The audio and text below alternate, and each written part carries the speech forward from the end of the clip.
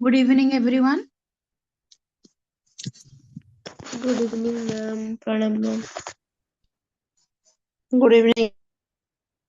Good evening, ma'am. Good evening, ma'am. Good evening, Good evening, ma'am.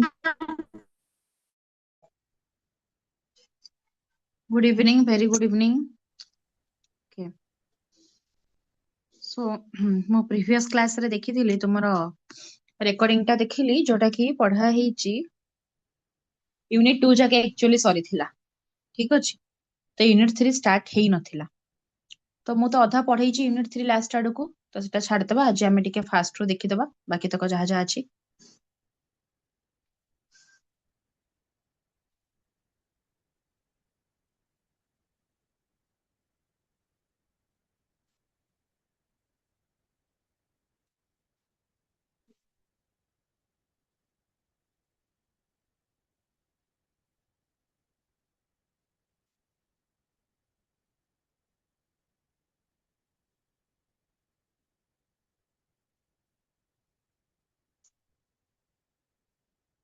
समस्त को screen देखा गला कि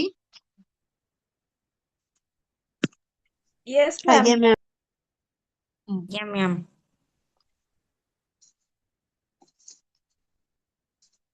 ठीक अछि हम देखिबा यूनिट 3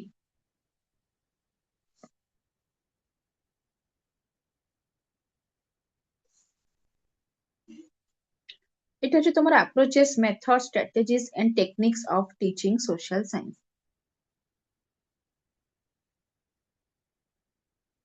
तो फास्ट एठी हमें जानिबा टीचिंग रो माने कोन कांसेप्ट ऑफ टीचिंग टीचिंग होची गोटे आर्ट समस्त जानिचो ये सरनो पढ़ेइबा गोटे होची स्किल टीचिंग माने कोन पाठ पढ़ेइबा तुमको जे कोनोसी विषय रे गोटे नॉलेज ता जते बेले मु कहूची बतौची पढ़ौची दैट टू बी गोटे प्रोसेसिंग फॉर्मेट रे गोटे step wise systematic wise that called teaching केवल जे पाठटा पढ़ेबा को टीचिंग कहबा बोली एठी तुमरो एजुकेशनल मेथड रे माने एकेडमिक रे तुमरो ठीक अछि टीचिंग लर्निंग प्रोसेस रे केवल पाठ पढ़ा को कहा जाय किंतु आउ ताको छाडी कि हम सब जिंस जणको सिखाउचे तो ताको भी टीचिंग रे तुम इन्वॉल्व करि पारि सेट में लिखा है बहुत सारा डायमेंशन सर्वल डायमेंशंस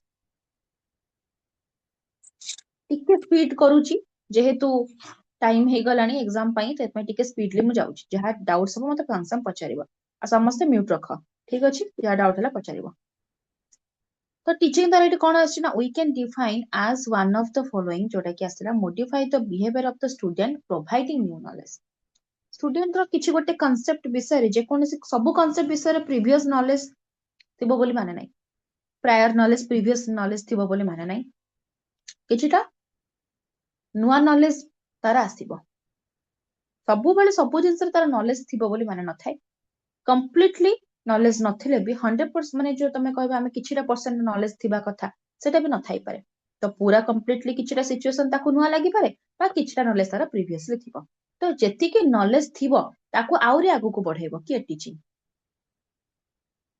जेति की भूल कांसेप्ट थिबो ताकू ठीक करबो किए टीचिंग टोटाली किछि भी नॉलेज नहीं ताकू स्टार्टिंग करबो किए नॉलेज टाकू टीचिंग डेवलपिंग इंटरपर्सनल रिलेशनशिप अन्य मानक सहित कम्युनिकेशन स्किल तार बढ़ाइबो इंटर माने अन्य मानक सहित रिलेशनशिप ठीक अछि इंटरैक्टिव प्रोसेस एटा तुमे माने मो संगे कथा होछ मु तुमको पाठ पढौची मैनिपुलेशन ऑफ सिचुएशन बुझि पाला सिचुएशन को हमें मैनिपुलेट भी करूची गोटे नेगेटिव सिचुएशन में पॉजिटिव को आसुचे गोटे बैड बिहेवियर गुड बिहेवियर को हमें जानूचे giving lecture on some particular topic किछि को टॉपिक विषय लेक्चर दिया जाउची तुमको पढ़ा जाउची तो डिफरेंट तुमर आसिला डेफिनेशंस मोरिसन कौन कहथिले स्मिथ कौन कहथिले तो मोरिसन कहथिले teaching is an intimate contact between a more mature personality and less mature personality which designed to further the education future the education further the education further the education आगो को education जति की भी आसीबो ठीक अछि ultimate reality पाठ पढ़िबा knowledge कोटे acquire करिबा एटा होची सत्य एटा होची ट्रू जिंसटा मनुष्य निहाती भाबरे करे से फॉर्मली हो इनफॉर्मली हो नॉन फॉर्मली हो जी जेमिति जे कोन से जगह रे जे कोन से कांसेप्ट टाको सिखे जदि जने पाठ पढुनी ता माने ताई किछि ताको गाडी चलै जाना नै बुझि पछ नै ताको रोसई करी जाना नै तो एटा कहबाटा भूल तो सेथिला कि जे कोन से जिंस हो जतरा में सिखुचे काम करूचे तो सेटा ही होची तुमरा रियलिटी सेथरे तुमे सिखिबाटा इज इंपोर्टेंट केमिति सिखुच कौन सिखुच को प्रोसेस टा सिखुच कौन करूच सेटा इंपोर्टेंट जो थे कि तुमर पर्सनालिटी बढ़िला तुमे काम करि पालो किछि पैसा इनकम करि पालो तुमर आसीगला तुमे गोटे पोजीशन को आसी पालो प्रोफेशन तुमे काम करि पालो नॉलेजेबल पर्सन बनि पालो मैच्योर पर्सन बनि पालो ए सब जिंस लिखा है मैच्योर पर्सनालिटी स्मिथ कौन कहिथिले teaching is a system of action which intends to induce learning through interpersonal relationship टीचिंग माने आसले तुमर कम्युनिकेशन स्किल डेवलप होइतिबा कथा तुमे निहाती भाबरे अन्य मानक संगे केमिति कम्युनिकेट करबा एबे देखो मु तुमको बुझौची तो बुझेबार गोटे शैली थिबा कथा गोटे प्रोसेस थिबा कथा एटु फाळे करे तो बुझि पारिबन गोटे proper step format systematic way रे बुझेबा कथा जेमति कि पिला माने भलसे सिंपल भाबरे बुझि पारिबे interpersonal relationship communication with other person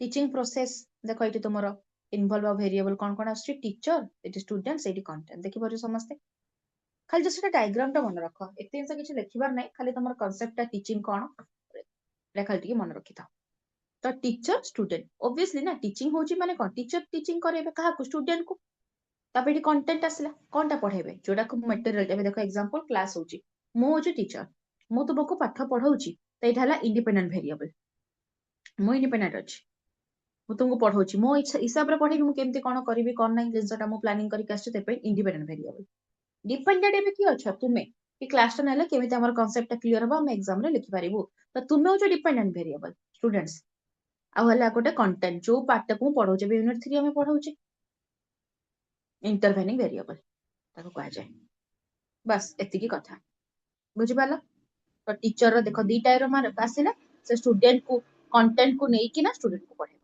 कोनटा पढेबो सेटा से डिसाइड करबो तापर काहा को पढेबो सेटा से डिसाइड करबो तमे दुटा एरो पढा आसिला अच्छा समस्त को स्क्रीन देखा जाउची वॉइस सुबुची क्लियर एवरीथिंग आज्ञा ma'am meaning of the term method and approach हो तो ये फास्ट तुम लिखिबो टीचिंग रो इंपोर्टेंस टा कोन एजुकेशन रो किछटा इंपोर्टेंस लिखि देबो तापर कि आसबो तुम मेथड रो इंपोर्टेंस कोन सीधा कथा लिखिबो मेथड आ किछि लिखिया दरकार नै मेथड माने होची पिला माने मोड बा वे मु तुम संगे कथा होची केमिति क्लास करछे हम ऑनलाइन मोड रे क्लास करूछे एटा होची मोड ऑनलाइन मोड मु तुम कॉल करी कथा हबी सेटा भी कोन हला डिस्टेंस कथा असला ऑनलाइन असला कि नै सेटा कॉल हे गला वीडियो कॉल कथा ले वीडियो कॉल में कहूचे चैटिंग करूचे तो डिफरेंट टाइप रो मोड अछि फेस टू फेस कम्युनिकेशन करूचे कम्युनिकेशन प्रोसेस ता तुमको आईसीटी रे पढाई थिबो नियाती 1.3 रे अछि हंगे नै पढी थिबो बहुत इंपोर्टेंट सेटा तो सही जन से आसला तुम्हारा teaching method is a style of presentation of content in classroom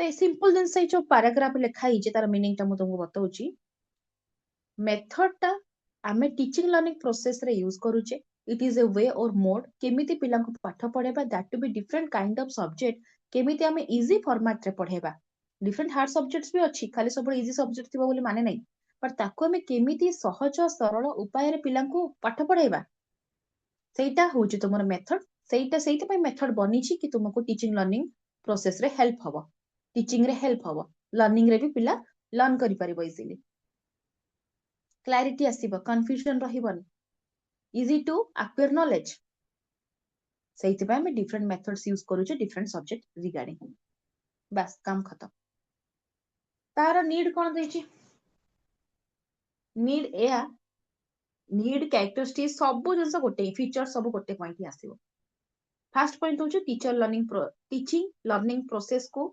goal oriented बा सक्सेस करबा पई आमे मेथड यूज करूचे स्ट्रेटजी यूज करूचे मेथड यूज करबा द्वारा क्लासरूम इंटरेस्टिंग लागिबो एंगेजिंग लागिबो चाइल्ड रो रियल नॉलेज आसीबो एब्स्ट्रैक्ट थिंकिंग आसीबो क्लैरिटी आसीबो रिमेंबरिंग कैपेसिटी बढ़िबो चाइल्ड इमेजिन करिबो इजी वे रे बुझिबो एब्स्ट्रैक्ट नॉलेज जोटा कि तुमको कहली कंक्रीट टू एब्स्ट्रैक्ट जो कंचरू पक्का वाला नॉलेज आसीबो तार 100% क्लैरिटी जोटा कंफर्मेशन से आउ समस्त भी बुझे पारिबो अंडरस्टैंडिंग लेवल बढ़िबो बस पॉजिटिव एटीट्यूड एवडा को सब क्यूरियोसिटी इनिशिएशन पार्टिसिपेशन एवडा सब बढ़िबो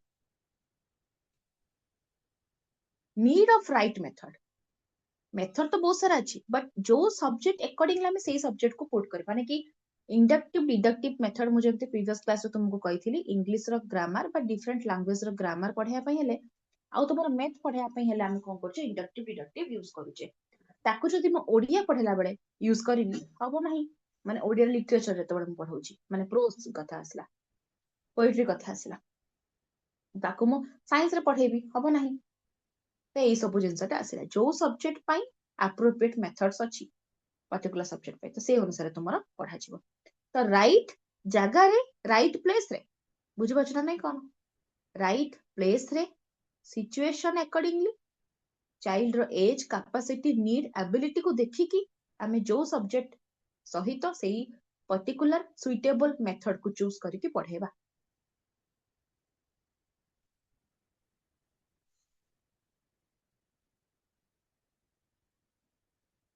आहुरी भी किछटा पॉइंट्स अछि देखो स्ट्रेटजीज इन इंस्ट्रक्शनल तमरो strategies in teaching they make the teaching learning easier teaching method टा इजियर हे परिबे कॉम्प्लिकेटेड थिंग इजियर हमें बने परिबा बा कॉम्प्लिकेटेड बा जोटा कॉम्प्लेक्स हार्ड जिंस ओडा रिड्यूस हबो कमी जीवो gap between teacher and learner to reach the desired goal जहां हमर गोल अछि तक हमें से गोल पर्यंत हम पहुंच परिबा टू अचीव द ऑब्जेक्टिव हम अचीव करि परिबा उद्देश्य पूर्ण करि परिबा जो उद्देश्य पई हमें ए मेथड्स गुडा को सब इन्वेंट करिचे कोन पई ना पाठडा केमते भल से पिला बुझी परिबो टीचरंकर गोल होची केमिति पिला को भल से बुझेई परिबे तो से जिंस principle of teaching known to unknown simple to complex easy to difficult concrete to abstract general to specific कार अनम्यूट हिची देखो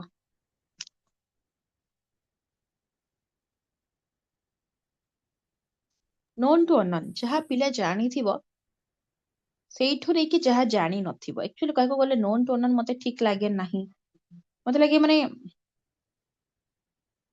हाँ ठीक अछि सॉरी ठीक अछि एटा नोन टू अननोन माने होची जहा से जानी छि बा प्रीवियस नॉलेज जहा तर अछि प्रायर नॉलेज सेठु रे कि हमरो जोडा कि आसला अननोन जोडा से जानी नाही नुवा जिंस ताको सिखेबा ठीक अछि तापर आसला सिंपल टू कॉम्प्लेक्स सब बेले हमें सिंपली पाठ पढुचे ताको सब बेले अल्फाबेट सिखोचे तापर कि ताको लेटर्स वर्ड सिखोचे तापर सेंटेंस सिखोचे इजी टू डिफिकल्ट सेम जिंस नहीं आसला कंक्रीट टू एब्स्ट्रैक्ट जो कच्चा रू पक्का वाला मु कहली हां हाफ नॉलेज अछि तुमरो पूरा 100% सियोरिटी वाला नॉलेज नहीं किंतु तेतरो तुमर एब्स्ट्रैक्ट माने पूरा पूरी रियल नॉलेज वास्तव ज्ञान हमें कहूचे जनरल टू स्पेसिफिक ठीक अछि ओवरऑल टू नहीं कि ना तुमरो पार्ट पार्ट जोटा कि हमें पढुचे एटा होचे प्रिंसिपल्स ऑफ टीचिंग देन एबे एठी आसिला तुमरो एटा जो टीचर मेथड रो lecture method teacher centred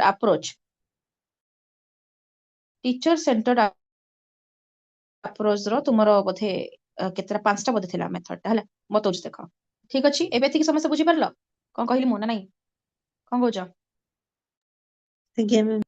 Yes, ma'am.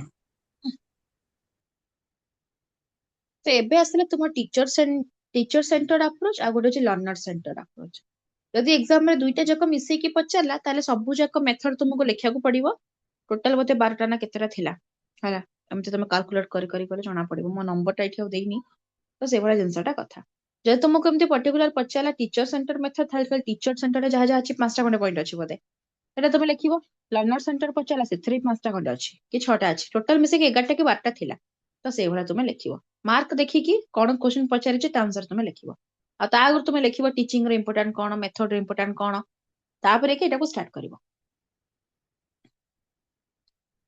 Lecture method ता फास्ट देखिबा मोस्ट कॉमन मेथड पिला माने निहाती भाबरे old method traditional method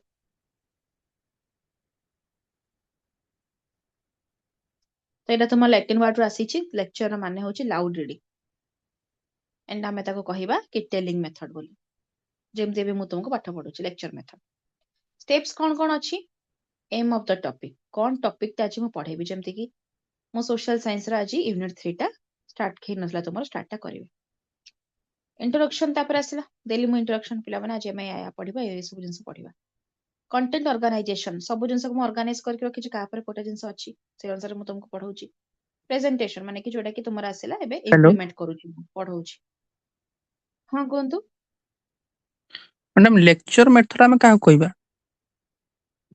lecture method काहा को कहिबा मु पे से जिंस रा कहूछि लाउड रीडिंग करी कि जते बळे मु पाठ पढौछि ए मु तुमको लाउडली पाठ पढुछि ना नहीं use of language verbal language जोटा कि वर्बल मेथड रे गोटे कांसेप्ट टाको जते बळे मु डिटेल्स बा समराइज करी कि loud reading use of language भाषार प्रयोग करी कि जते तुमको बुझौछि सेटा होछि लेक्चर मेथड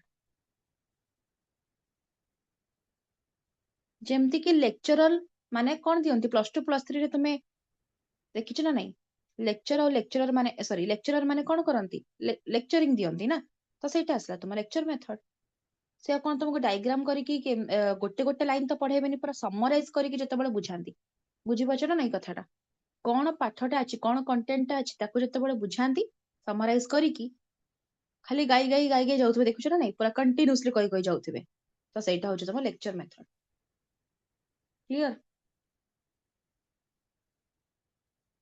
नेक्स्ट देखो कंटेंट ऑर्गेनाइजेशन आसला तापर प्रेजेंटेशन तापर आसला कंक्लूजन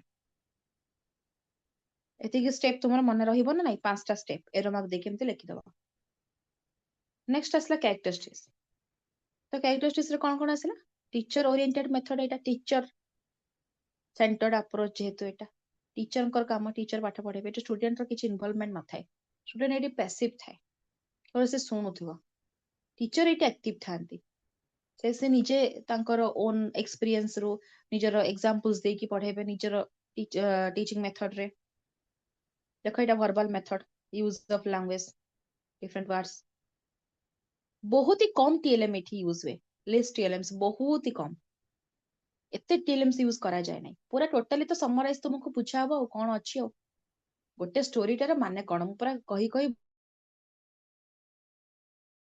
बुझे पूरा चली जेम तुम ओडिया पढ़ा जाए लेक्चर मेथड रे मातृभाषा सब पढ़ा जाए लेक्चरिंग डेलिवर्स कांसेप्ट जेटा स्कूल रे तो एटा कहली बाकी लेक्चर रे तुमर जो दिया जाए डिफरेंट तुम कॉलेज रे डिफरेंट सब्जेक्ट नै छ ताको सब गुडा को तुमर प्रायत लेक्चर मेथड रे पढ़ा जाए हैला जति साइंस स्ट्रीम मानकर अलग अलग तंग एक्सपेरिमेंट मेथड अछि फील्ड ट्रिप्स अछि एटा सब अछि आर्ट्स रे प्रायत लेक्चर मेथड रे पढ़ा जाउछि तो लेक्चरिंग डेलिवर्स कांसेप्ट असला lots of information in short span of time से जिनसा रे यहाँ कहली कि नहीं अल्प टाइम भितर बेसी इनफॉरमेशन को गैदर करके तो समराइज टा माने 3 घंटार मूवी अछि 3 घंटार मूवीटा मु तुमको एक्सप्लेन करली आधा घंटा भितर 40-45 मिनिट भितर तो याकू होची तुमरो जो समराइजिंग बोली हमें कहूचे तो सेटा को मु जेमति एक्सप्लेन करिवाटा होची तुमरो लेक्चरिंग मेथड सेमिति के एक्सप्लेन करा जाय एबे जेमति कि मु तुमको डिटेल्स पढौची एटा भी लेक्चर रे जीव ही हैला किंतु जते बळे मु यूनिट 3 रे कोन कोन ओवरऑल अछि पॉइंट गुडा को सब ताको तोर मु आधा घंटा भितर पहि कि सारी देबी ଏଇଟା ହଉଛି ପ୍ରପର ଲେକ୍ଚର ମେଥଡ ତୁମର। ଏବେ ସମସ୍ତେ ବୁଝିପାରିଲ କି ନାଇଁ? ଆଜ୍ଞା ma'am. Yes, ma'am. Teacher are active, students are passive. देखिलो एडवांटेजेस डिसएडवांटेजेस मु जहा जहा कहबे से जिंस लिखिबो। एडवांटेजेस होची टाइम सेविंग ता कोन पई लेखा हिची जानचो नै, जेहेतु समराइज करके कहा जाए सेइथि पई टाइम सेविंग लेखा गला। जदि मल्टीपल थ्योरीज को पढेबी ताल तो टाइम हबो ही नहीं। माने मु कहिबार सॉलिड तमे बुझ। बहुत जन कोन करंती देखो एबे जेमति घंटाडे भीतर हमें बहुत किछि जिंस पढुचे ना, तो सेटा कोन होची ना टाइम सेविंग जो पॉइंट एठी अछि ठीक ही अछि। पूरा 3 घंटार जेतेबेले मु गोटे थ्योरी बा 3 घंटार मूवीटा को जेतेबेले मु तुमको एक्सप्लेन करके अल्प टाइम रे कहूची तो टाइम सेविंग होची सेठी निहाती भाबरे। यस और नो सेठी में पॉइंट एठी लिखा हिची, तमे मीनिंग ता बुझ कोन पे लिखा हिची। तुमको फैक्चुअल बा एक्चुअल माने जो रियल इन्फॉर्मेशन तुमको मिलिबो, आउटकम तुमको मिलिबो, कंटेंट ता कोन अछि तमे बुझी पारिबो समराइज टा। तो लार्ज इन्फॉर्मेशन को हम जो क्विकली गैदर करिया पे चाहूचे, क्विकली एक्वायर करिया पे चाहूचे, अल्प टाइम अछि एबे मोके टाइम नै, एग्जाम होची काली आ एई पार्ट टा मु पढिनी, खाली हेड पॉइंट टा पढि देबी कोन अछि समराइज टा, सेटा को तुमको इजी होय। तो किछि कॉस्ट लागे नै, पैसा इतरे किछि लागे नै, यूजफुल फॉर ऑडिटरी लर्नर। मैं सुनी कि तुमे मन रखि पारिबो, जो माने सुनी कि ना मन रखिवार कैपेसिटी बहुत अधिक से मानक पई एटा बहुत भलो मेथड। डिसएडवांटेजेस तो कहली कि स्टूडेंट पार्टिसिपेशन एथरे रुहेनी। लिटिल चेक ऑफ अंडरस्टैंडिंग, समस्त अंडरस्टैंडिंग रहियो बोली माने नहीं। बहुत जन प्रिफर करती प्रैक्टिकल नॉलेज, थियोरिटिकल नॉलेज काहाको माने समस्त सब मेथड टा सुइटेबल लागेनी। एबे जदि मैं एक्सपेरिमेंटल मेथड रे पढेबी सेटा भी बहुत जन को भल लागिवनी। तो सेटा ही कथा, क्लास रे 50 जन अछंती, 50 जन को तुमे गोटे मेथड रे पढेबो, सेथरु किछ जन पढिबे किछ जन पढिबेनी, माने बुझा पड़ नथिबो, तांको इंटरेस्टिंग लागु नथिबो। तापर असला may present too much information, encourage student passiveness. एटा को सब असला एनकरेज हबो स्टूडेंट रो पैसिवनेस टा, नॉट एक्टिवनेस। एटा थला नंबर 1 वाला मेथड। समस्त क्लियर होला। बे सेकंड देखिबा लेक्चर कम डेमोन्स्ट्रेशन मेथड।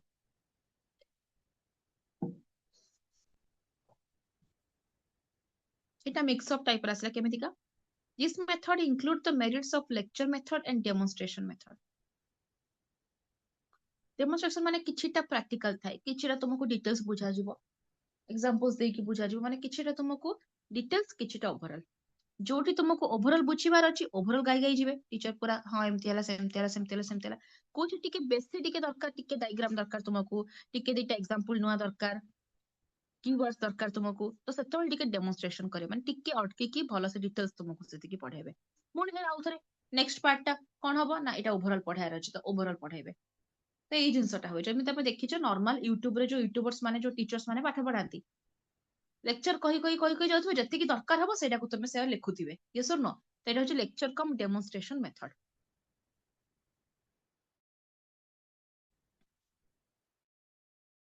तो एटा रे active participation of children, children Etah active थे ब्लैक बोर्ड रे यूजेस रहूची। तो एई जिंसटा आसिला जोटा की एब्स्ट्रैक्ट थिंकिंग बढ़िबो, मैक्सिमम पार्टिसिपेशन हबो, ए सब जिंस तुमे लिखिबो। ठीक अछि, सेई जिंस एटा ही लिखाइ छि पढिबो। Psychological method concrete to abstract को नॉलेज आसीबो निहाती भाबरे। खाली कही गले खाली ऊपर ऊपर नॉलेज टा आसीबो, किंतु तुमे डायग्राम काटी गति टिके बुझेइबो पिलांकु जति की दरकार। सब बेले तो एटा हेइ परिबो जेतु लेक्चर भी अछि, lecture cum demonstration सेइरा mix up रो कथा। टाइम सेविंग हबो, सेई सब पॉइंट्स एका ही अछि हला। Cost effective, student are engage रहिबे, एक्टिव पार्टिसिपेशन, एक्टिव मेथड एटा गोटे।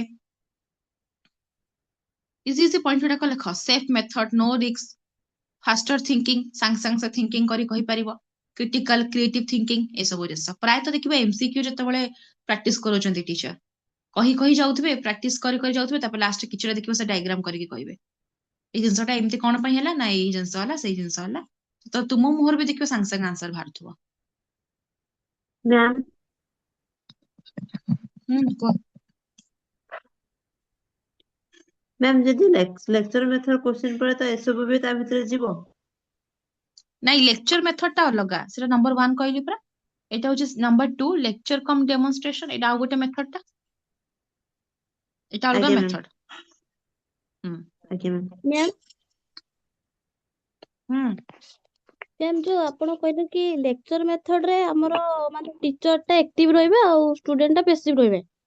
ମ୍ୟାମ୍ ଯୋଉ ହୁଁ ଷ୍ଟୁଡେଣ୍ଟ ସେଣ୍ଟର୍ଡ ଆପ୍ରୋଚ ରେ ମ୍ୟାମ୍ ଏଠି ବୋଥ ଆକ୍ଟିଭ ରହିବେ ନା ପାସିଭ? ଷ୍ଟୁଡେଣ୍ଟ ସେଣ୍ଟର ଆପ୍ରୋଚ କୁ ଏବେ ତ ମୁଁ ତ ଯାଇନି, ଅଛି ସେଟା ତଳେ, ଏପର୍ଯ୍ୟନ୍ତ ମୁଁ ଯାଇନି। ଆଜ୍ଞା ମ୍ୟାମ୍। ସେଇଠି ବତେଇବେନି ଷ୍ଟୁଡେଣ୍ଟ ସେଣ୍ଟର ରେ। ଏବେ ଯେତିକି ମୁଁ କହୁଛି ତାର ଏକା ଶୁଣ, ସେଥିରେ କିଛି ଡାଉଟ ଅଛି କି ପଚାର। ଯୋଉ ଟାଇମ ରେ ଯୋଉ ଜିନିଷଟା ପଢିଲେ ସିନା କ୍ଲାରିଟିଟା ଆସିବ ବେଟର ଭାବରେ, ନହେଲେ ତ କନଫ୍ୟୁଜନ ଆସିବ। ବୁଝିପାରୁଛ? ଲେକ୍ଚର ସେଣ୍ଟରଟା ଷ୍ଟୁଡେଣ୍ଟ ସେଣ୍ଟରଟା ମୁଁ ବତେଇବି। ଲର୍ନର ସେଣ୍ଟର ତାକୁ କହୁଛନ୍ତି। ୟେସ୍ ଅର୍ ନୋ? ଆଜ୍ଞା learner ma'am. Centre, student centre ମୁଁ ବତେଇବି ସେତେବେଳେ, ୱେଟ୍ କର। ଆଜ୍ଞା ମ୍ୟାମ୍। ହୁଁ ହେଲା, ଏତିକି କାର ଡାଉଟ ଅଛି କି ଆ ଭିତରେ ଏବେ? ନେକ୍ସଟ ଦେଖ, ସ୍ଟେପ୍ସ ଦେଖ। ସ୍ଟେପ୍ସ ଇନ୍ ଲେକ୍ଚର କମ୍ ଡେମନଷ୍ଟ୍ରେସନ ମେଥଡରେ କଣ କଣ ଆସିଲା? ଫାର୍ଷ୍ଟ ହଉଛି ଏଟା ନମ୍ବର 1 লিখଦେବ ଏଇଠି। Planning and preparation. ତ ଏଇଠି ନା ଟିଚର ଯେତେବେଳେ ପ୍ଲାନିଂ କରିବେ କେମିତି ପଢେଇବେ ସେଇ ଜିନିଷଟାକୁ ସେ ପ୍ରିପେୟାର କରୁଛନ୍ତି, ଯୋଉଟା କି କୋଉ ସବଜେକ୍ଟ ରହିବ, ସବଜେକ୍ଟଟା ଚୁଜ କରିବେ। କଣ ଯାଉନି ନା ଆଗକୁ? ହଁ, ତାପରେ ଆସିଲା ଲେସନ ପ୍ଲାନ କରିବେ। Lesson planning method. ଟିଚର ମାନେ ଲେସନ ପ୍ଲାନ କରନ୍ତି କି ନାଇଁ? ଆଜି তোমার 7ଟା ସବଜେକ୍ଟ ଅଛି, 7ଟା ପିରିୟଡ ଅଛି, କୋଉ ସବଜେକ୍ଟର କଣ ଟପିକ ପଢାଯିବ, କୋଉ ମେଥଡରେ କେମିତି ଏକ୍ସାମ୍ପଲ ଦେବି, କେତେ ଟାଇମରେ ରହିବ, କଣ କଣ ସବୁ ଜିନିଷ ପ୍ଲାନିଂ ଷ୍ଟେଜରେ ଆସିଲା। 2ଟା ପଏଣ୍ଟ ହେଲା, ପ୍ଲାନିଂ ଷ୍ଟେଜରେ 4ଟା ପଏଣ୍ଟ ହେଲା। ତାପରେ ଆସିଲା ତୁମର ଏଇଠି କଣ ଏକ୍ସପେରିମେଣ୍ଟ କେମିତି କଣ ରହିବି, କଲେକ୍ସନ ଆଣ୍ଡ ଆରେଞ୍ଜମେଣ୍ଟ ସବୁ ବତେଇଲି ତୁମକୁ ମୁଁ। ୟାକୁ ଚେଞ୍ଜ କରିବି ତୁମେ ଯଦି ଲେଖିବାକୁ ଚାହୁଁଛ କି କଣ ମେଥଡ୍ସ ରହିବ, କଣ TLMs ରହିବ, କଣ ଏକ୍ସାମ୍ପଲ୍ସ ଦେବି ଲେସନ ପ୍ଲାନିଂ ରେ, ତୁମେ କରୁଛ କି ନାଇଁ ଏଇ ଜିନିଷଟା? ତାପରେ ରିହର୍ସାଲ କରୁଛ ଅଫ ଦ ଏକ୍ସପେରିମେଣ୍ଟ। କିଛିଟା ମାନଙ୍କର ଏକ୍ସପେରିମେଣ୍ଟ କରିବାର ଅଛି, ତ ତୁମେ ନିଜେ ଟିଚର ହେଇକିନା କଣ ନା କିଛିଟା ଏକ୍ସପେରିମେଣ୍ଟ କରିକି ଯାଇଥିବ କି ସକ୍ସେସ ହେଲା କି ନାଇଁ, ଆଉ ତୁମେ ଭାବିଦବ କି ଏମିତି କରିଦେବି ସେମିତି କରିଦେବି, ଡାଇରେକ୍ଟ ଯାଇକି କ୍ଲାସରୁମ ରେ ଇମ୍ପ୍ଲିମେଣ୍ଟ କରିବ, ଯଦି ନ ହେଲା ତ ସେଇ ଜିନିଷଟା ଆସିଲା। ତାପରେ କଲେକ୍ସନ ଆଣ୍ଡ ଆରେଞ୍ଜମେଣ୍ଟ, ସବୁ ଜିନିଷକୁ କଲେକ୍ସନ କରିବେ, ଡାଟା ଆରେଞ୍ଜମେଣ୍ଟ କରିବେ, ପ୍ରୁଫ ନେଇକି ଦେଖେଇ ପାରିବେ। ବାରମ୍ବାର କହୁଛି ମ୍ୟୁଟ କର, ନହେଲେ ମୁଁ ରିମୁଭ କରିବି। କଣ କହିଲି ବୁଝିପାରିଲ? ସମସ୍ତେ ମ୍ୟୁଟ କର, ଯିଏ ଅନମ୍ୟୁଟ କରିଛି ମୁଁ ଦେଖିବି, ରିମୁଭ କରିବି।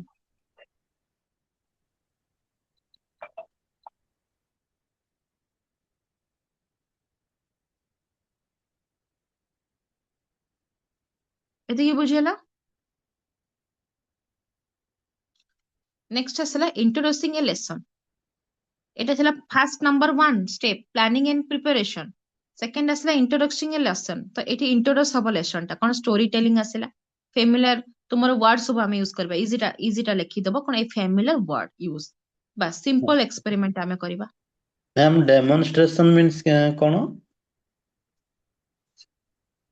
ডেমনস্ট্রেশন মানে হচ্ছে কিছিটা তুমি প্র্যাকটিকাল বি আড করিব, বুঝিপারছ না নাই? কিছিটা এক্সপেরিমেন্ট করিব, কিছিটা প্র্যাকটিকাল, কিছিটা ডায়াগ্রাম ইউজ করিব, ତା ସହିତ ଲେକ୍ଚରରେ ବି କରିବ, ମାନେ କିଛିଟା ଲେଖିବ ତୁମେ, ଏକ୍ସପେରିମେଣ୍ଟ କରିବ, ଲର୍ଣ୍ଣିଂ ବାଇ ଡୁଇଂ ବି କରିବ, ସବୁ ଜିନିଷକୁ ମିକ୍ସଅପ୍ କରିକି ଆସେ ଏଇଠି। ମୁଁ ଏବେ ତମକୁ ପାଠ ପଢଉଛି, ଏବେ କେବଳ ପାଠ ପଢଉଛି, ମୁଁ କିଛି ଜିନିଷ ବ୍ଲାକ୍ ବୋର୍ଡ ୟୁଜ କରୁନି, ଲେଖୁନି କି ଏକ୍ସପେରିମେଣ୍ଟ କରୁନି କି ତମକୁ କିଛିଟା ପଚାରୁଛି କି କିଛି ନାହିଁ, ଖାଲି ମୁଁ ଜଷ୍ଟ କନସେପ୍ଟଟା କ୍ଲିୟର କରୁଛି। ତ ଏଇଟା କମ୍ପ୍ଲିଟଲି ଲେକ୍ଚର ମେଥଡରେ ଆସିଲା। ଲେକ୍ଚର କମ୍ ଡେମନଷ୍ଟ୍ରେସନ ମାନେ ଲେକ୍ଚର ପାଠ ପଢେଇବି ମୁଁ ତୁମକୁ, ଆଉ ପିଲାମାନେ ଦେଖ ଏବେ ଡାଇଗ୍ରାମ ଟା ମୁଁ କରିକି ବତଉଛି, ତମ ଟିକେ ବେଶୀ କ୍ଲାରିଫିକେସନ ହେଇଯିବ, ତେବେ ଡାଇଗ୍ରାମ କରିକି କିଛିଟା ଏକ୍ସାମ୍ପଲ ଦେଇକି ଲେଖିକି ବତେଇଲି, ତ ସେଇଟା ଆସିଲା। କଣ ପିଲାଟା ଦେଖିବ କି ନାଇଁ ବ୍ଲାକ୍ ବୋର୍ଡରେ କଣ ଲେଖା ହେଇଛି, ଏକ୍ଜାକ୍ଟଲି କଣ ଜିନିଷଟା ହେଇଛି, ତ ସେଇଟା ଆମେ ଡେମନଷ୍ଟ୍ରେସନ କରୁଛେ। ଡେମନଷ୍ଟ୍ରେସନ ପ୍ରପର ଓଡିଆଟା ଟିକେ ଡିକ୍ସନାରୀରେ ମାରିଦିଅ, ମତେ ଜଣା ନାହିଁ ପ୍ରପର ଓଡିଆଟା ତାର କଣ ହବ ୱାର୍ଡଟା, ବଟ୍ ତା ମିନିଂଟା ମୁଁ ତମକୁ ବୁଝେଇଲି। ମ୍ୟାମ୍ ଲେକ୍ଚର ମେଥଡ ଆଉ ଲେକ୍ଚର କମ୍ ଡେମନଷ୍ଟ୍ରେସନ ମେଥଡରେ କଣ ଫରକ କଣ ଅଛି? ଏଇଟା ମୁଁ କହିସାରେ, ଏଇ ଯୋଉ ଷ୍ଟେପଟା ପୁରା କହିସାରେ ତାପରେ କହିବି, ଟିକେ ୱେଟ୍ କର। तो सेकेंड आसला तुम इंट्रोड्यूसिंग ए लेसन, एटा होची तुम नंबर 2 वाला स्टेप। एते तुम स्टोरीटा बतैबो, जहाँ तुम प्रिपरेशन करके आछो, तुम गोटे स्टोरी पढाउछो, तो एटी स्टोरी टेलिंग करिवो। ए फेमिलियर तुम वर्ड सब यूज करिवो, बा इजी वर्ड यूज करिवो, जेमति कि हिलारियस टा हार्ड हेजिवो, तो एटी तुम कोन ना फनी वाला वर्ड यूज करिवो। दुईटा कर मीनिंग सेम किंतु इजी वाला वर्ड यूज करिवो। सिंपल एक्सपेरिमेंट आमे करिवा। प्रेजेंटेशन ऑफ सब्जेक्ट मैटर, मु जो सब्जेक्टटा प्लानिंग करके आछि केमिति पढेबी ताको प्रेजेंट करेबी। परफॉर्मेंस ऑफ एक्सपेरिमेंट भी करेबी, चॉक बोर्ड रो यूज करीबी, तापर लास्ट स्टेप ने एतिकी ही तुम लिखिबो, चॉक बोर्ड रो यूज करी, बस सरला।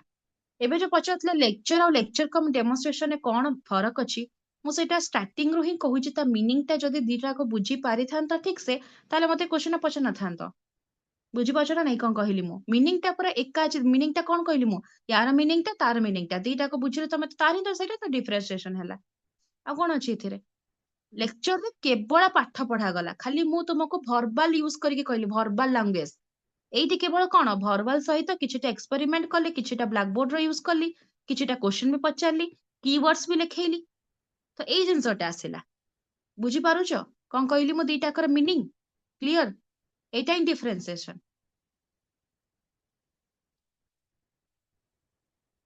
ଥାର୍ଡ ଆସିଲା ସୋର୍ସ ମେଥଡ। ସୋର୍ସ ମାନେ କଣ? ଏସବୁ ଟିଚର ସେଣ୍ଟର୍ଡ ଆପ୍ରୋଚ ଯାଉଛି। ଠିକ ଅଛି, ନମ୍ବର 3 ଏଟା ମନେ ରଖିଥାଅ। Source method is that method of teaching in an each original sources of information are used to explain a point or variety, a fact or establish a principle or desirable तुम्हारा event। ମୁଁ ଏବେ ମନେକର ତୁମକୁ ଗୋଟେ ଯୋଉ concept ଟା ପଢଉଛି, ମୁଁ କୋଉଠୁ ସୋର୍ସ ଆଣିଲି, ମାନେ କି କୋଉ ଜାଗାରୁ ମୁଁ ଡାଟା କଲେକ୍ଟ କଲି, ମୋ ରିଫରେନ୍ସ ସ୍କିଲ୍ କୋଉଟା। ଯେମିତି ଏବେ ଗୋଟେ ମୁଁ ରିସର୍ଚ୍ଚ କଲି, ଗୋଟେଥେସିସ୍ ବନେଇଲି, ମୁଁ ପୁଣି 4-5ଟା ପିଡିଏଫ ଦେଖିଥିବି, ସେ 4-5ଟା ପିଡିଏଫ କୁ ଆଡ କରିକି ମୁଁ ଏବେ ନୂଆ ପିଡିଏଫ ଟା ଗୋଟେ ବନେଇଲି, ସରି ନୂଆ ରିସର୍ଚ୍ଚ କଲି ବା ଥେସିସ୍ ଟା ବନେଇଲି। ତ ମୋର ରିଫରେନ୍ସ କୋଉ ମାନେ ହେଲେ? ସେଇ ଯୋଉ ପିଡିଏଫ ଗୁଡାକ ହେଲା କି ନାଇଁ? ଯୋଉ ସୋର୍ସ ସେଇଟା ହିଁ ହଉଛି ତୁମର, ସେଇଠୁ ତୁମେ ନେଇକି ଆସିଲ ଏଇ ଜିନିଷଟା ନୂଆ ବନେଇବା ପାଇଁ। ତ ମୁଁ ଯେତେବେଳେ କ୍ଲାସରୁମ ରେ ଗୋଟେ ନୂଆ ମାନେ ନୂଆ ଜିନିଷଟାକୁ ପଢଉଛି, ତ ମୁଁ ପୁଣି ଏକ୍ସାମ୍ପଲ୍ସ ଭାବିଥିବି କେମିତି ପଢେଇବାର ଅଛି, କୋଉଠୁ କଣ ଡାଟା କଲେକ୍ଟ କରିଥିବି, ଯେମିତି କି ବେଟର ଇନଫର୍ମେସନ ପିଲାମାନେ ପାଇପାରିବେ। ବୁକ୍ ରେ ତ ଅଛି ଓକେ, ବଟ୍ ଆଉ 2-3ଟା ବୁକ୍ ଫଲୋ କରିଥିବି, କିଛିଟା ନୂଆ ନୂଆ ଏକ୍ସାମ୍ପଲ୍ସ କଲେକ୍ଟ କରିବି। ତ ସୋର୍ସ ମାନେ କୋଉ କୋଉ ଜାଗାରୁ ତୁମେ ମେଟେରିଆଲ କଲେକ୍ଟ କରିଛ, ରିଫରେନ୍ସ ସ୍କିଲ୍ ତୁମର କୋଉଟା? ଜାଣିପାରିଲା ଏବେ କଣ କହିଲି ମୁଁ? ଯେମିତି ଦେଖ, ଯେତେବେଳେ ଆମେ ହିଷ୍ଟ୍ରି ପଢଉଛେ, ସେତେବେଳେ ମୁଁ କଣ ନା କୋଉ ଗୋଟେ ଦେଖ, ଯେମିତି କି ମହେଞ୍ଜୋଦାରୋ ହରପ୍ପା ସଭ୍ୟତା ହେଲା ମୁଁ ପଢଉଛି, ତ ସେଇ ଜାଗାରେ ତମ ବୁକ୍ ରେ ତ ପିକ୍ଚରଟା ଅଛି, ଯଦି ମନେକର ନାହିଁ ତାହେଲେ ମୁଁ ଆଉ ଗୋଟେ ବୁକ୍ ରୁ କାଟିକି ଆଣିକି ତମକୁ ଦେଖେଇବି। ଏବେ ଜାଣିପାରିଲ? ମନେକର 50 ପଇସା ବାଲା ନାହିଁ, ତୁମର କଏନ ଟା ମୁଁ ପଢଉଛି 50 ପଇସା, ତମେ କେବେ ଦେଖିଛ? ମନେକର କହିଲା କି ଦେଖିନି, ବୁକ୍ ରେ ତ ନାହିଁ, ହେଲେ ମୁଁ ଆଗୁଆ ଆଣିଥିବି କଲେକ୍ଟ କରିକି, ଯେତେବେଳେ କ୍ଲାସରୁମ୍ କୁ ଏଣ୍ଟ୍ରି କରିବି, ଆଜି କେତିକି ପାର୍ଟ ପଢେଇବି, ତା ଭିତରେ କଣ କଣ ସୋର୍ସ ଦେଖେଇବି ତାଙ୍କୁ। ସୋର୍ସ ମାନେ ମେଟେରିଆଲ ହେଲା, ସେଇଟା କଣ ଦେଖେଇବି, ଆଉ ସେଇଟା ପୁଣି କୋଉଠୁ ଆଣିଛି। ରିଫରେନ୍ସ ମେଟେରିଆଲ, ସୋର୍ସ ମେଥଡ, ଦିଟାର ମିନିଂ ଟା ବୁଝ।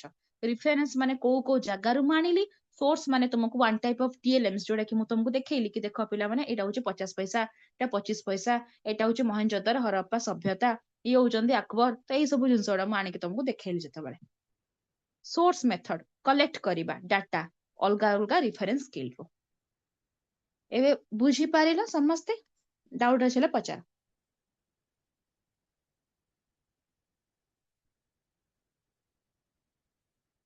କ୍ଲିୟର ସମସ୍ତଙ୍କର?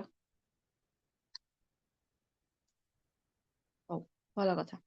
ତା ଆଡଭାଣ୍ଟେଜେସ୍ ଆସିଲା କଣ ନା ମଚ୍ ବେଟର ଅଣ୍ଡରଷ୍ଟାଣ୍ଡିଂ। ଓବିୟସଲି ହବ, ତୁମକୁ ଖାଲି ମୁଁ ପଢେଇ ଦେଇକି ଯାଇଥାନ୍ତି ଲେକ୍ଚର ମେଥଡ ରେ କିଛି କରିନଥାନ୍ତି, ଖାଲି ସିମ୍ପଲ ମୁଁ ତୁମକୁ ଖାଲି ପଢେଇ ଦେଇକି ଯାଇଥାନ୍ତି। ଲେକ୍ଚର ମେଥଡ ରେ କଣ ଖାଲି ପଢାଯାଏ, ଏଇଠି ମୁଁ ତୁମକୁ ସୋର୍ସ ଆଣିକି ଦେଖେଇଲି, ଗୋଟେ ମେଟେରିଆଲ ଆଣିକି ଦେଖେଇଲି, ଟିଏଲଏମ୍ସ ଆଣିକି ଦେଖେଇଲି କି ଦେଖ ପିଲାମାନେ ଆକୁ କୁହାଯାଏ 50 ପଇସା ଏମିତି ଦେଖାଯାଏ। ତୁମକୁ ଇଜି ହବ ନା ନାଇଁ ମନେ ରଖିବାରେ, ବୁଝିବାରେ? ଠିକ ଅଛି। ଡେଭଲପ ତୁମର ଏଠି connect with reality, laws and organisational behaviour can explain much easily and source method ଏଥିରେ ତମର ୟୁଜ ହୁଏ।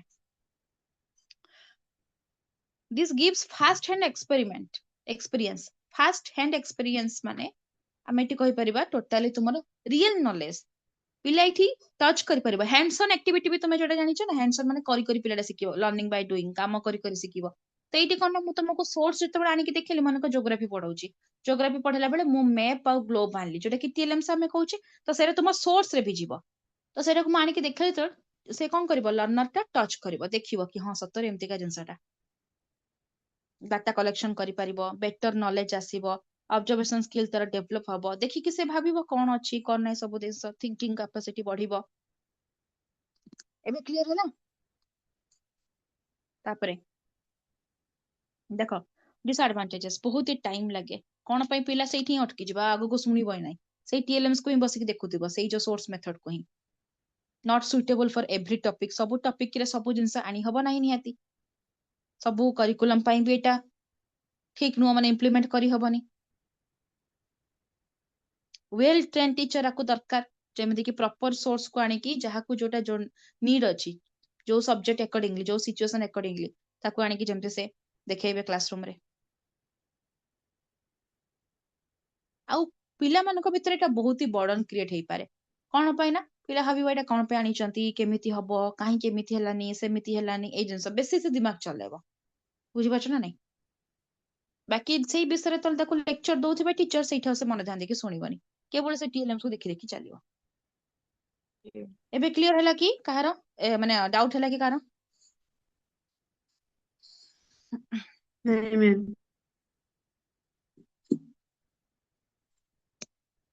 ନମ୍ବର 3 ଯାଇଥିଲା ନା 4 ଯାଇଥିଲା ରେ? 4 ବୋଧେ ନା?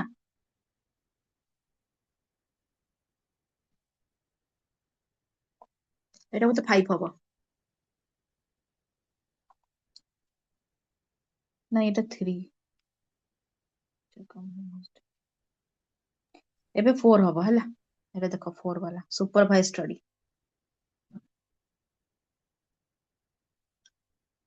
ସୁପରଭାଇଜ ଷ୍ଟଡି ମାନେ କଣ? ଏକ୍ସାମ୍ପଲ ମନେ ରଖିଥାଅ, ଟ୍ୟୁସନ ଟିଚର ଯୋଉମାନେ ଅଛନ୍ତି, କୋଚିଂ ଯୋଉମାନେ କରୁଛନ୍ତି, ସେଗୁଡା କଥା ଆସିଲା। ସ୍କୁଲ କଲେଜ କଥା ଲେଖିବନି।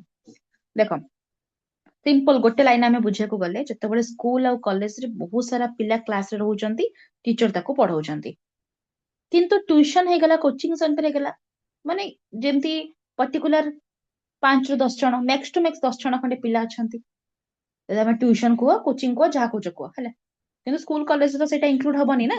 ତ ସେଇ ଯୋଉ ଷ୍ଟଡିଟା କୁ ଆମେ କହିବା ସୁପରଭାଇଜ ଷ୍ଟଡି। କେମିତିକା? କଣ ପାଇଁ? କ୍ଲାସରୁମରେ ଟିଚର 50ଟା ପିଲାକୁ ଏକା ସାଙ୍ଗରେ ଦେଖିପାରିବେ ନାହିଁ, ଅସୁବିଧା ହୁଏ। ସମସ୍ତଙ୍କର ଇଣ୍ଡିଭିଜୁଆଲିଟି ଅଛି, ସମସ୍ତଙ୍କୁ ଠିକ ଟାଇମରେ ଧ୍ୟାନ ଦେଇ ପାରନ୍ତି ନାହିଁ, ଯେତେ ଚେଷ୍ଟା କଲେ ବି, ଯେତେ ଭଲ ମେଥଡ ୟୁଜ କର, ଯାହା ବି କରୁଛ କର, ତ ସଫିସିଏଣ୍ଟ ଟାଇମ ହୁଏନି। 30 ଜଣ ଥାନ୍ତୁ କି 50 ଜଣ ଥାନ୍ତୁ, କିନ୍ତୁ ଯୋଉ 30 ଜଣରୁ 10 ଜଣ ରହିଲେ, 50 ଜଣରୁ 10 ଜଣ ରହିଲେ, ତ ସେମାନଙ୍କୁ ଯୋଉ ପାଠ ପଢେଇବେ ଟ୍ୟୁସନରେ ତମକୁ କଣ ପାଇଁ ଛଡା ଯାଉଛି କି? ଆଉ ଟିକେ ବେଟର ଇନଫର୍ମେସନ ପାଇଁ, ଆଉ ଟିକେ ବେଟର ନଲେଜ ପାଇଁ, ବେଟର କ୍ଲାରିଟି ପାଇଁ। ସେଥିପାଇଁ ତମକୁ ଟ୍ୟୁସନ ଛଡା ହଉଛି କି ତୁମେ ଟିଚରଙ୍କର ହେଫାଜତରେ ବା ଟିଚରଙ୍କର ଅଣ୍ଡରରେ ତୁମେ ରହିକି ଭଲସେ ପଢିବ, ଟିଚରଙ୍କ ଆଖି ଆଗରେ ରହିକିନା ବେଶୀ ତୁମକୁ ଫୋକସ କରିପାରିବେ, ଯୋଉଟା କି ସ୍କୁଲରେ ଟାଇମ ଦେଇ ପାରୁନାହାନ୍ତି। ସେଥିପାଇଁ ଆମେ 2 ଘଣ୍ଟା କି 1.5 ଘଣ୍ଟା କି ତୁମର ଯାଉଛ ଟ୍ୟୁସନ, ତମେ ଘଣ୍ଟାରେ ଲେଖେ। ଏବେ ସମସ୍ତେ ବୁଝିପାରିଲ କଣ ନା ଆଉ କିଛି ବୁଝିବାର ଅଛି ଏଥିରେ? କୁହ। ୟାର ବେନିଫିଟ୍ସ ଗୁଡାକ ତୁମେ ଆରାମସେ ଲେଖିପାରିବ, ମେରିଟ୍ସ।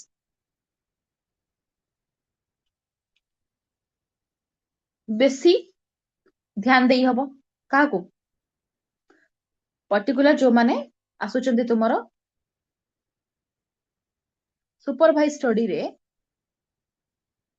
କିଛିଟା ଯୋଉମାନେ ବେକ୍ ବେଞ୍ଚର୍ସ ମାନଙ୍କର ଅଛନ୍ତି ବା ସ୍ଲୋ ଲର୍ନର ଅଛନ୍ତି, କି କାହାର କିଛି ଡାଉଟ୍ସ ଅଛି, କିଛି ଅସୁବିଧା ହେଇଛି ଯୋଉଟା କି ସେ ସ୍କୁଲରେ ପଚାରି ପାରିନି, ତ ସେ ଟ୍ୟୁସନ, ସେଇ ଟିଚର ଯେତେବେଳେ ଟ୍ୟୁସନ କରୁଛନ୍ତି ତା ପାଖରେ ତାଙ୍କୁ ପଚାରି ପାରିବ।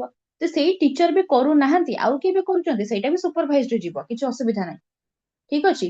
ତ ସେଇ ଜିନିଷ ନା କି ସ୍କୁଲରେ ପିଲାଟା ଯାହା ବୁଝିପାରିନି, ସେଇଟା ସେ ଟ୍ୟୁସନରେ ବେଶୀ କ୍ଲାରିଟି ସହିତ ବୁଝିଲା, ଡାଉଟ ତାର କ୍ଲିୟର ହେଲା, ଟିଚର ଆଉ ଷ୍ଟୁଡେଣ୍ଟ ରିଲେସନସିପ ଷ୍ଟ୍ରଙ୍ଗ ହବ, କମ୍ୟୁନିକେସନ ସ୍କିଲ ବଢିବ, ସେ ସବୁ ସବଜେକ୍ଟ ପାଇଁ ମୋଟିଭେଟେଡ ଫିଲ୍ କରିବ, ତାକୁ ଇଜି ଲାଗିବ, କ୍ଲାରିଟି ଆସିବ, ଏକ୍ସାମରେ ଭଲ ମାର୍କ ରଖିବ। ତାର କଣ ପ୍ରୋବ୍ଲେମ୍ସ ହେଇଛି ଏକାଡେମିକ ଛଡା ବି, ଆଉ କିଛି ଯଦି କିଛି ଇସ୍ୟୁ ହେଇଛି ଯୋଉଟା ପାଇଁ ସେ ଭଲସେ ପଢି ପାରୁନି, କି ତାର ଫିୟର ଆସିଛି, କି ଏନଜାଇଟି, କି ସେ କଣ ତାର ପ୍ରୋବ୍ଲେମ ହେଇଛି, ହଁ, ସେ ସବଜେକ୍ଟ ଓରିଏଣ୍ଟେଡ ତ ତାର କ୍ଲିୟର ହେଇପାରିବ। ଏସବୁ ଜିନିଷ ଆସିଲା।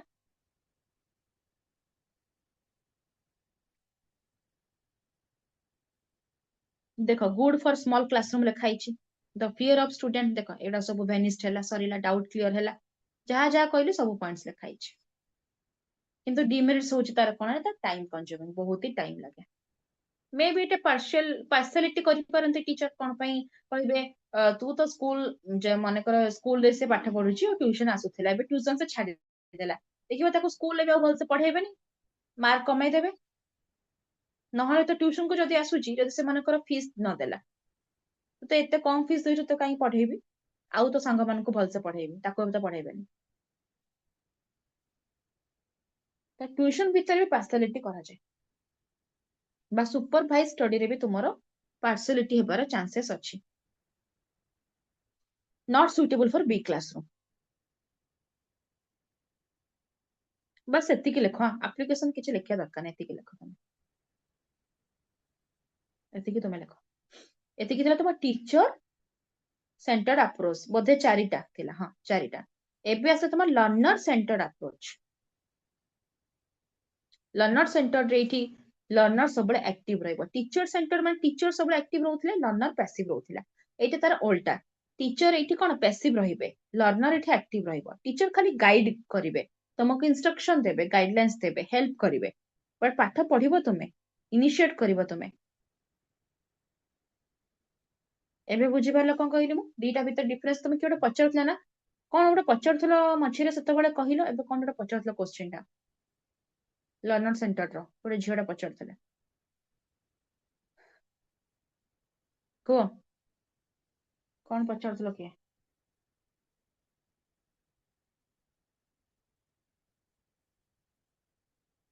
टीचर सेंटर और लर्नर सेंटर बोधे डिफरेंस टा कौन पचारुथिल टीचर सेंटर रे टीचर काम करिवो कोन टीचर एक्टिव रहिबो एथिरे लर्नर पैसिव थाए सेथिरे एथिरे कोन उल्टा तार बस सरला एतिकी तो कथा आ इटी लर्नर रो नीड अकॉर्डिंगली सब लर्नर जा चाहबो जते बळे पढिया पई चाहबो जो मेथड चाहबो ताको जेमिति किछि हैम्पर हबन सेही भळा पाठ पढा जिवो मन मर्जी एटी कार रहिबो स्टूडेंट रहिबो टीचर नुवा टीचर मु कहबे मु लेक्चर मेथड रे पढाइबी तुम माने पढला पढ न होला एमिति हबनी जिंसटा लर्नर नीड तार सिचुएशन तार एबिलिटी कैपेसिटी अनुसार करिकुलम बना जिवो सिलेबस बना जिवो से मेथड यूज करिकि पाठ पढा जिवो से अनुसार एग्जांपल्स दिया जिवो किंतु तार किछि असुविधा हबनी से भलसे बुझी पारिबो से एक्टिव रहिबो पार्टिसिपेट करिवो एक्सपेरिमेंट करिवो सेति पई तो देखो कोन कोन मेथड आसला तुमरो इंडक्टिव डिडक्टिव आसिला ठीक अछि एडी केते आसला तुम एटा इंडक्टिव डिडक्टिव गोटे रे तुम लिखि पारिबो से नंबर 1 करिकि फास्ट लिखिबो इंडक्टिव तापर डिडक्टिव ए दुटा को गोटे मेथड रे ही जीवो सेकंड आसला project method problem solving third fourth आसला डिस्कशन फिफ्थ आसला ऑब्जर्वेशन सिक्स आसला तुमरो कंस्ट्रक्टिव विजिट अप्रोच एतिकी जिंस आसला टोटल 10टा अप्रोच सेपुडु 4टा थिले एपुडु 6टा अछि लर्नर सेंटर रे ता भीतर मु नेक्स्ट क्लास रे जो यार जस्ट प्रीवियस क्लास टा थिला सेते बळे मु पढैथिली ना प्रोजेक्ट मेथड तुमको प्रॉब्लम सॉल्विंग प्रोजेक्ट मेथड बळे सब पढैछि बोधे पढैछु त एटा एतिकी मु पढैछि मोर ए मन अछि आ मु भूलिबिनी तो भूली गली बोली असुविधा हला ए देखो कंस्ट्रक्टिव विजिट अप्रोच मु पढैछि ऑब्जर्वेशन पढैछि हां डिस्कशन पढैछि एटू पूरा पढै चलछि मु प्रॉब्लम सॉल्विंग ता पढैछि ना नहीं प्रॉब्लम सॉल्विंग पढैछि आ प्रोजेक्ट मेथड पा इटवा कहउथिली मु डबल स्किल प्रैक्टिस का कथा कहिछि ना नहीं एतिकी पर्यंत मु पढै सारिछि आ रहला कोन कहलो पढ़ाई हां मैम सब सब पढाइछि आ इंडक्टिव डिडक्टिव भी मु कहिथिली किंतु आउ थरे कहि दउछि इंडक्टिव होछि तमर एग्जांपल टू रूल डिडक्टिव होछि तमर रूल टू एग्जांपल बुझि पछ ना नहीं आ एटा ग्रामर पढेबा पई डिफरेंट लैंग्वेज रो जेमति इंग्लिश रहला तमर जो कोन ओडिया रही गला हिंदी रही गला संस्कृत रही गला ए सब जिंसर डिफरेंट लैंग्वेज रो ग्रामर पढिया पे मैथ पढेबा पई एटा यूज हुए तो इंडक्टिव होची एग्जांपल टू रूल फास्ट मु एग्जांपल देबी तापरे के ताको रूल्स कहबी मु बतैबी थिले ना केमिति जो बैडमिंटन वाला एग्जांपल देकी आई एम प्लेइंग बैडमिंटन मु फास्ट एग्जांपल दे दिली तापरे ताको पचारिबे एटा को टेंस रे अछि से रूल्स बाहर करिवे त कहइबो परे रूल्स ताको बता जिवो एटा होची इंडक्टिव आउ डिडक्टिव रे कोन आगो रूल्स बता जिवो कि प्रेजेंट रे आईएनजी लागिवो पास्ट रे ईडी लागिवो ए तो ऑलरेडी बतै दैछे सी अनुसार से सेंटेंस टा फॉर्मेट करिवो तो ताको सेटा इजी हुए समस्त को ना डिडक्टिव मेथड रे पढिया पई इजी हुए हैला किंतु इंडक्टिव रे पढा जिबा कथा इंडक्टिव डिडक्टिव दुईटा मेथड अछि डिडक्टिव रे बेसी छोट पिला मानको पढा जाय इंडक्टिव रे बड़ पिला मानको हायर क्लास पई पढा जाय आ तार कोन कोन सब देखो अछि तुम एडी देखो known to unknown simple to complex concrete to abstract एवडा को सब पढ़ियो पर्टिकुलर टू जनरल तारो जस्ट ऑपोजिट ता कोन गोटेटा मन रखि देले तुम एठी ऑपोजिट करके लिखि परिबो abstract to concrete general to particular unknown to known complex to simple सरला कथा एतिकी जिंस ही लिखिबार अछि रे पिला माने ओके क्लियर हैला तो तमर यूनिट 3 पूरा पूरी सरीला